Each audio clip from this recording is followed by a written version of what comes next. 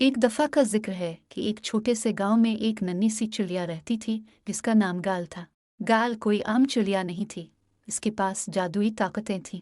इसके पर सोने की मानिंद चमकते थे और उसकी आंखों में नीले समंदर की सी गहराई थी। मगर गांव वाले इसके बारे में ज्यादा नहीं जानते थे क्योंकि वो हमेशा अपने जादू को छुपाए रखती थी। एक दिन गांव के करीब एक खौफनाक तूफान आया और गांव के सारे दरख्त, मकानात और खेत तबाह हो गए।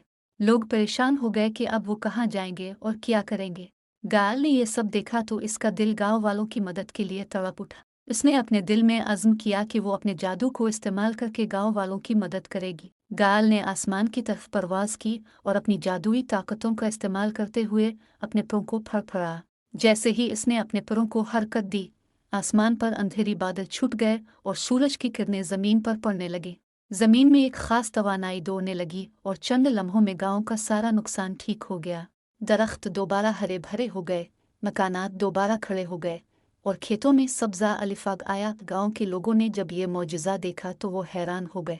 सबने मिलकर गाल का शुक्रिया अदा किया और इसे अपना मुहाफिज मान लिया। अब गांव वाले हर मुश्किल वक्त में गाल को पुकारते और वो अपने जादुई पैरों के जरिए उनकी मदद को आ जाती। यूं गाल अपनी जादुई ताकतों से न सिर्फ गांव की बल्कि दुनिया भर की मुश्किलात को हल करने लगी। गाल का नाम हर जगह फैल गया और लोग इसे जादुई चिड़िया कहने लगे।